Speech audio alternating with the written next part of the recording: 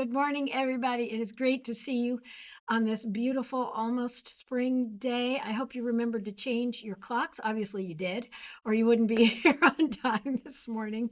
Um, I want to bring a couple of things to your attention before we go further this morning. First of all, this is a drive-through Sunday. So please be in prayer that it's a great day for everybody involved. We always look forward to these Sundays. The activity around here is just fantastic.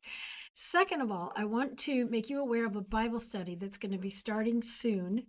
It begins on Thursday, April 16th, and you can join it in person 1 to 2:30 p.m. on those Thursdays, or you can join online Sundays from 7 to 8:30 p.m. This Bible study is being led by Nancy Mahowald.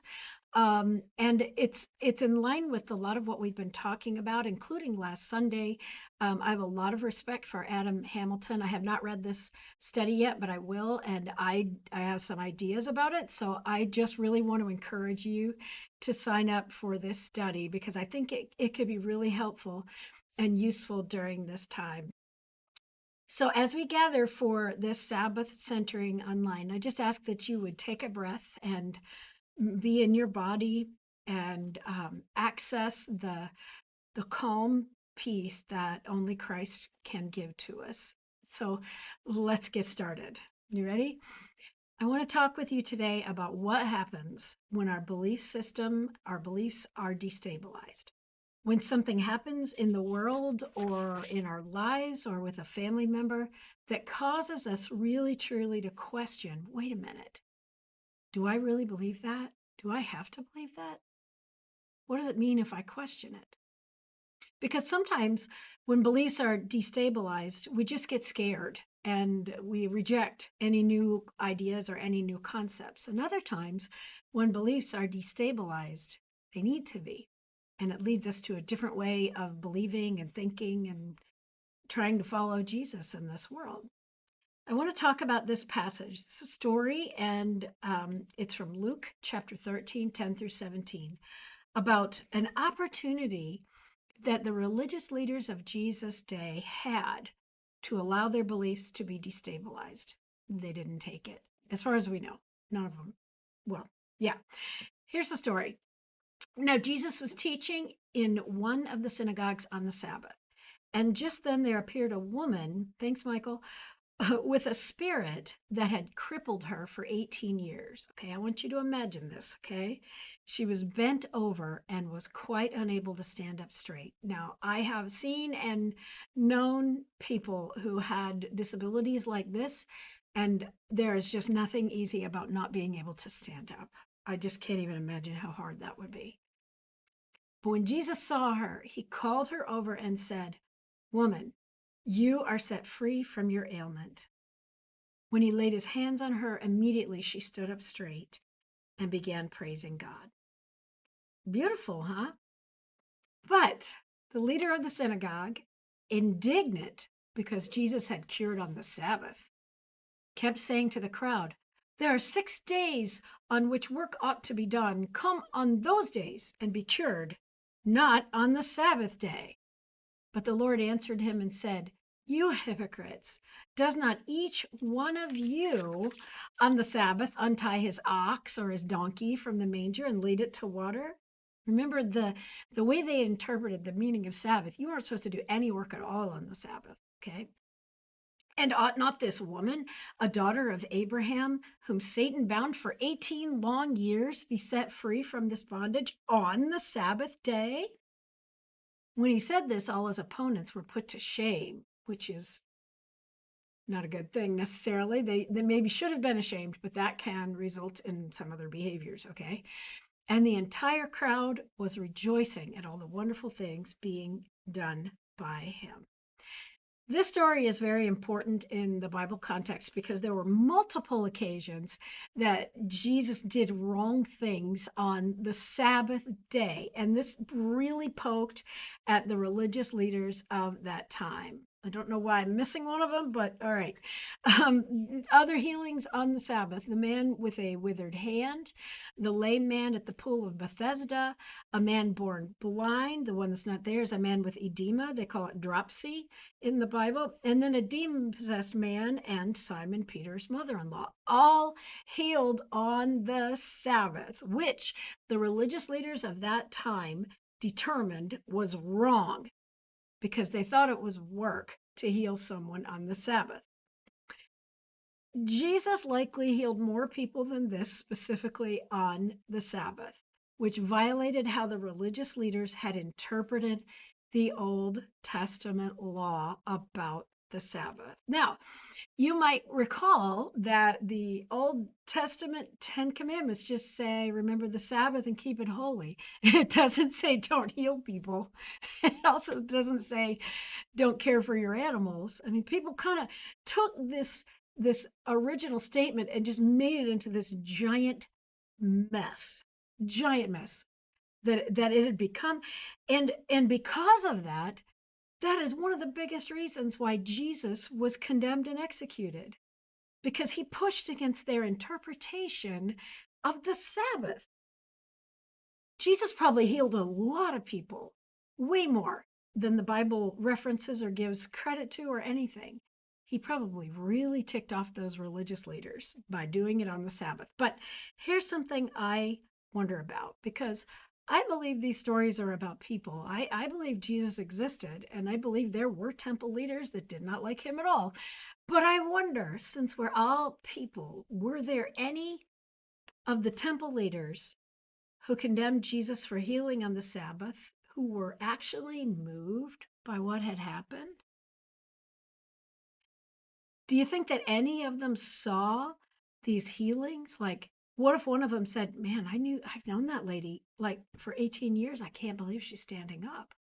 How beautiful is that? Or, my gosh, that man has been blind his whole life. And look, Jesus just, were any of them like emotionally affected by what had happened? Did any of them, because of that, if they were emotionally affected by the love of God demonstrated through Jesus healing people? I want you to extrapolate that to today and how we heal people by offering food and hope and a safe place to be. Okay, healings continue, it just may not quite be in that form. Did any of those religious leaders wonder about how important this law about the Sabbath really was?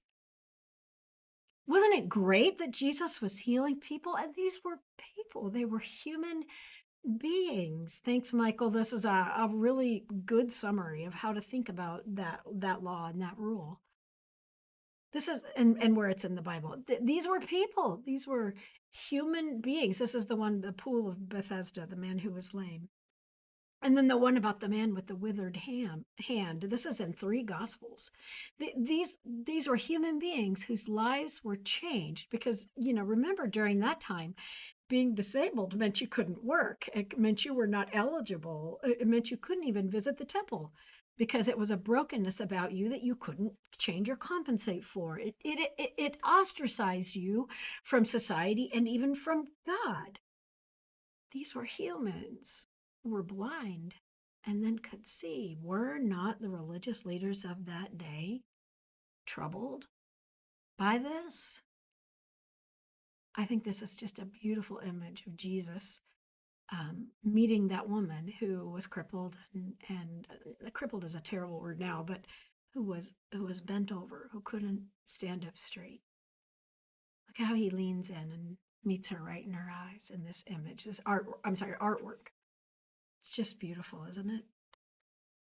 So do you think any of those religious leaders were thinking, is this really that important? Why wouldn't we encourage him to heal people?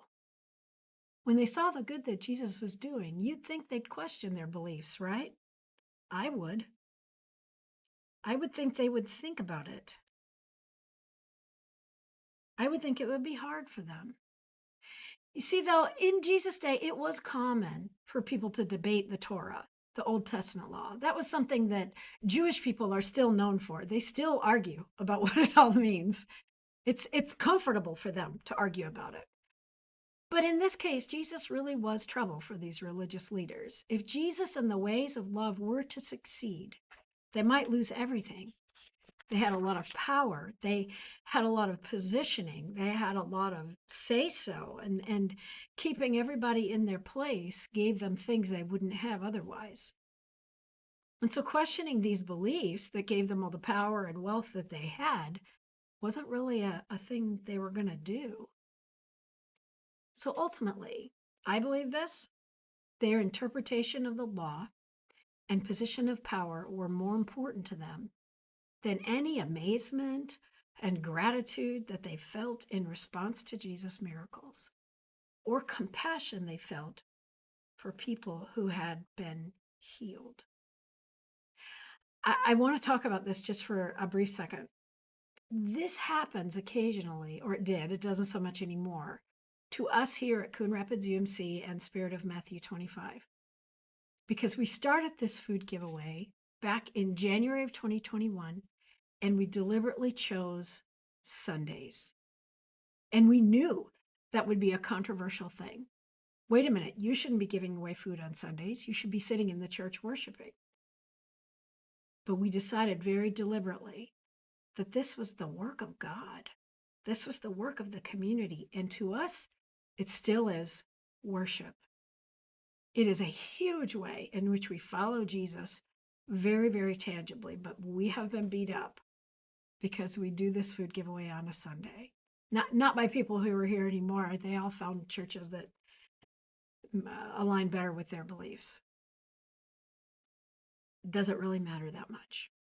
We still think it matters today. Even if those early church leaders felt things, just as we want people to feel things now when we actually help people in need, right? These people chose ultimately, because we know what happens in the story, to hold on to their interpretation of the law, the interpretation they had been taught. And because they held on to their interpretation of the law, that led to Jesus being executed. I wonder, over time, how many people have been executed, or maybe not all the way to execution, but damaged or traumatized because people would not reconsider what they believed? How many LGBTQ people were executed, if you will, because people wouldn't consider what they believed again? How many things do we believe about other people? How many people of color were kept in slavery because people would not reconsider what they had believed or what they'd been taught about how to interpret the Bible? How many times has this happened? I think it's because when people's beliefs are, we hold our beliefs like a stability that gives us assurance in our eternity and in all the good things ahead. And so when our beliefs are destabilized, it scares us. So what do? How do we respond when our beliefs are destabilized? When something happens that just affects us in a way that we can't really look away. What do we do? What do you do when your beliefs are destabilized? I'm hoping, since you're watching me on a Sunday, and hopefully participating in this conversation, share your thoughts, please. That you're thinking, yeah, you destabilize my beliefs every week, Diana. Yeah, I might. I probably destabilize my own pretty often. I really think it's worth it. But here's what I want to know. Are we willing to reconsider? Or is it better or safer to just stick with what we've always believed? And I would say this is also true. Oh, thank you, Mary, for sharing that. Yes, my grandmother was upset when we were kids because we played cards at youth group meetings. She thought that was terrible. Yeah. Here's the thing is, sticking with what we've always been taught to believe works on both sides. Because if you or someone you love has completely rejected the things that they were taught about religion as a child, rather than reconsidering, hey, some of that might have been valid, some of that might have been good, some of it was terrible. But there are some kernels of truth in it. Are we willing to reconsider? So our stabilized disbelief is something we may want to consider too. Actually, a lot of the things, hi Dan, a lot of the things that we hold dearly to, are they really as secure as they need to be? Because see, here's the thing. There's some really crazy stuff happening in our world. I know you know this. I could have pulled together a huge slideshow of images of what's going on in Iran and in the Middle East.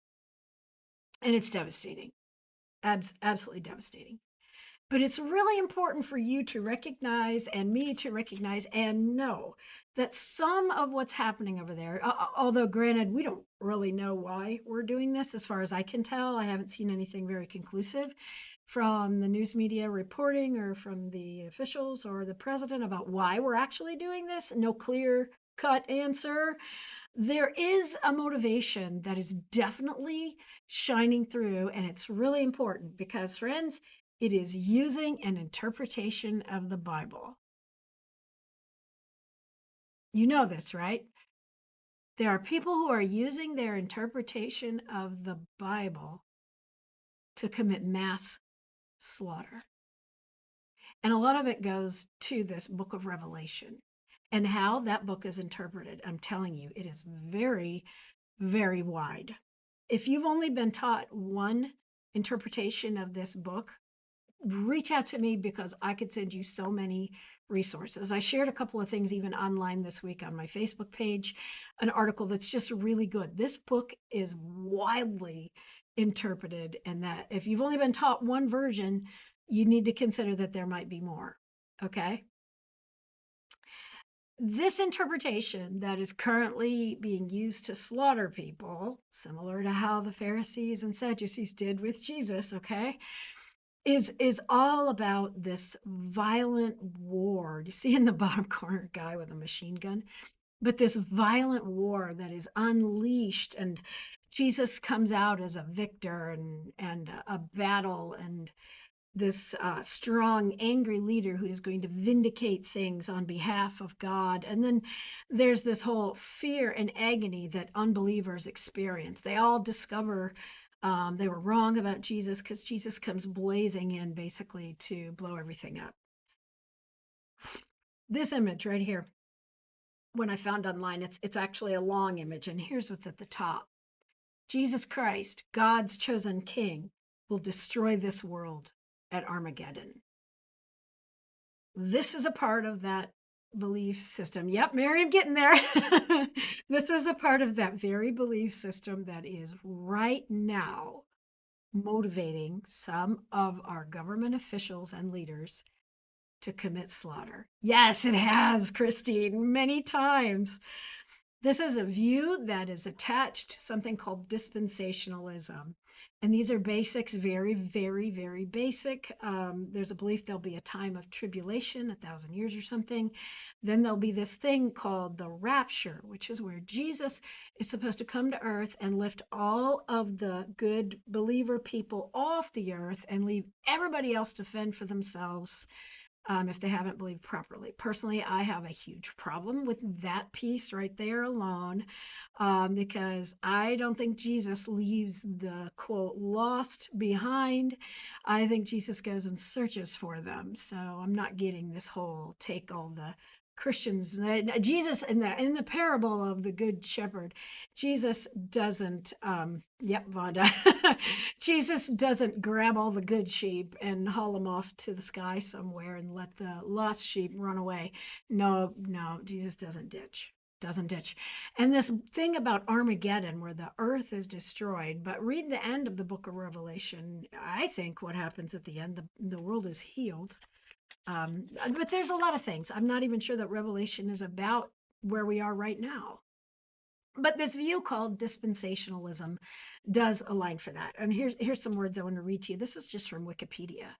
Dispensationalism was systemized and promoted by John Nelson Darby and the Plymouth Brethren in the mid 19th century. Okay, so around 1850 or so. It began its spread in the United States during the late 19th century, so just before the turn of the century into the 1900s, through the efforts of evangelists such as James Inglis, James Paul Brooks, and Dwight L. Moody. You may have heard that name. The programs of the Niagara Bible Conference and the establishment of Bible institutes. With the dawn of the 20th century, C.I. Scofield, have you ever heard of the Scofield Reference Bible? Right there, which crystallized dispensationalism in the United States. That's this belief that I was just talking about of what the book of Revelation and some parts of Daniel mean. This is interpretation. The end time beliefs really took hold around the 70s and 80s because of a book written by Tim LaHaye and Jerry Jenkins called Left Behind. Some of you may have seen this or heard this. I've talked about this before online and in person, that I was terrified of God after seeing these movies. I had this horrible thought that God was going to take my mother away, and I depended on her. My dad had left us, and I was a very afraid child, and I thought that I could not believe. I was so terrified that I wouldn't make the cut and God would take my mom from me. The Left Behind series damaged me personally. And then there was a movie, the Left Behind, that's the movie, Kirk Cameron. Some of you might remember seeing it or have heard about it. And then there was a remake of all things.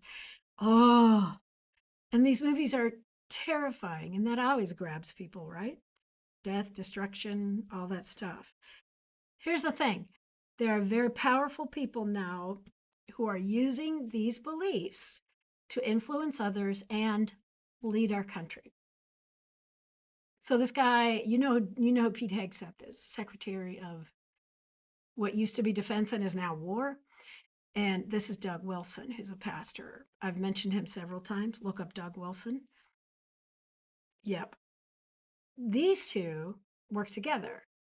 And Pete Hegseth holds Bible studies at the Pentagon that many officials feel pressured to attend. Okay? And Doug Wilson has preached there. Look up his beliefs. This is happening in our country. Now, if you missed it in the news this week, there were multiple stories. I noticed that Fox News did not cover it at all. But you need to hear this because there were multiple, I think I heard now 200 complaints from military members all across this country because their commanders were perpetuating some of these religious beliefs and telling them, listen, this complaint. This morning, our commander opened up the combat readiness status briefing by urging us to not be afraid as to what is happening with our combat operations in Iran right now, one complaint reads. He urged us to tell our troops that this is all part of God's divine plan. And he specifically referenced numerous citations out of the book of Revelation, referring to Armageddon and the imminent return of Jesus Christ. He said that President Trump has been anointed by Jesus to light the signal fire in Iran, to cause Armageddon, and mark his return to earth.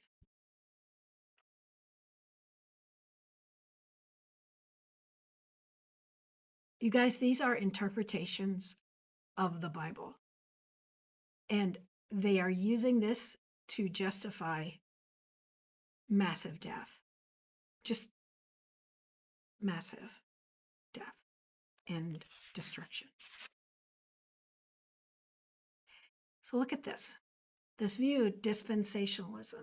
It's a relatively new idea perpetuated by Hollywood, money, and other bad actors, in my opinion, including many pastors, and it is now influencing our military in the United States. Do you see how dangerous this is? But wait, does that make this whole belief system automatically untrue? No. You know, I talk about learning new things, getting more evidence, new scholarship, new discoveries in our faith, archaeological discoveries, all kinds of things like that. No, none of this makes it untrue. What makes it questionable is the belief that God is love, That's what causes the problem.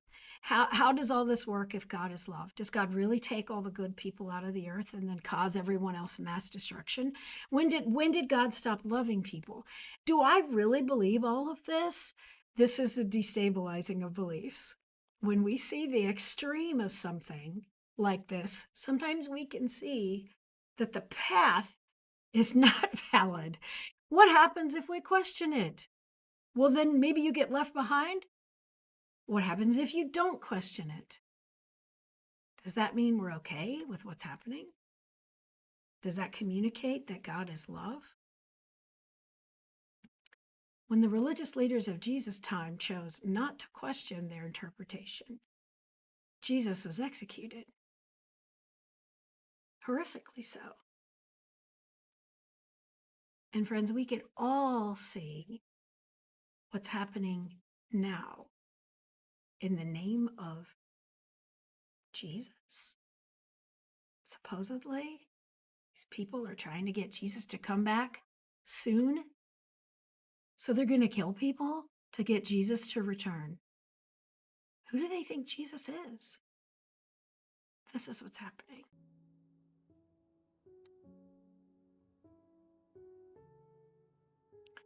Girls killed in a school.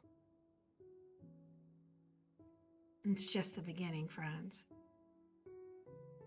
This is what's happening. I had Michael dig this up with me, and we can cross-reference things. This isn't AI, friends. These are desperate, hurting human beings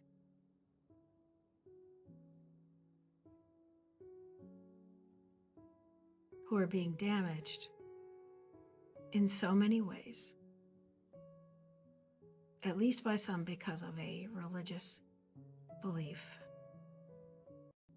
Yeah, Matt, you're right. I agree. Yep.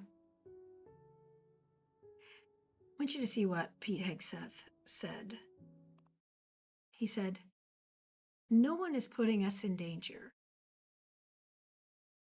We're putting the other guys in danger." Now, this is Pete Hegseth, who holds Bible studies and worship at the Pentagon and pressures people to attend. That is not okay. And he said, you can find this quote. I promise, I'm not lying. It's all over the place. The only ones that need to be worried right now are Iranians that think they're going to live. He doesn't differentiate Iranian adults, Iranian military members, Iranian leaders. He just says Iranians. How does this add up, you guys? How does this add up? How does this belief system make sense if we think God is love? Do you know how much damage has been done to people already in this war that they're calling not a war? And the fact that they're putting Jesus in their motivation, guys, love doesn't kill people. I think so. Love heals. That's what love does. It doesn't kill. Love heals people. So, how do you respond when your beliefs are destabilized? Is it worth looking at it closely and saying, wait a minute, are there other interpretations of this? Do I have to believe that? What if I don't? Think about it. We hold a lot of beliefs as sacred and holy that might actually be hurting people. But here's the thing. When something comes up, like when a grandchild tells us that they are gay, or like when a brother or sister says, I don't know what to do with a loving God if you say this also. I mean, what do we do when things come up that really rattle us? Do we hold on really, really tight to everything we've always believed because we're afraid to question it? Or are we willing to say, wow, I wonder, that's a good point. I never thought about it that way. Wow. So when your beliefs are destabilized, friends, let's talk about it. That's what we do. We talk about things like this all the time, all the time, all the time. I hope that you will have the courage, and I hope I will have the courage to let my beliefs be destabilized, because ultimately I think I'm down to one Jenga block, maybe two. And you know that, you know me. If you've heard me speak before, you know what I'm going to say. That Jenga block says God is love. And we're supposed to love our neighbor. That's my other Jenga block, I guess. And neighbors, everybody see these people in Iran that Pete Hegseth is threatening our neighbors that we're supposed to love. I don't know how he's missing the point here, but you guys, that's not Jesus. That's not Jesus. Before we close here, I want to remind you again about this Bible study, because this questions things too. There are some predominant beliefs about the crucifixion that are worth considering. Again, there are multiple beliefs about this. The 6-week study begins again in person on Thursdays and online on Sundays. I encourage you to join. You got to order the book by next Sunday. So you got to reach out, sign up ahead, sign up ahead, sign up ahead. Reach out to Tammy in the church office. She'll connect you with Nancy. Sign up ahead, get involved in this. We need to be serious, friends, about what it means when we say that God is love. What do we mean by that? What are we doing about it? Because we have an opportunity right now. Other beliefs about what the Bible means and says and what we're supposed to do as Christians are really confusing, and they are causing a lot of people to completely reject anything that has to do with anything like this. We need to be clear about what we believe and be sure it's not hurting people. Be sure, to me, that it's saying how good and how loving God is. I hope this has been helpful for you today during this crazy, crazy, awful time. I encourage you to remain steadfast. Keep praying, keep processing, keep reading, and let's keep talking.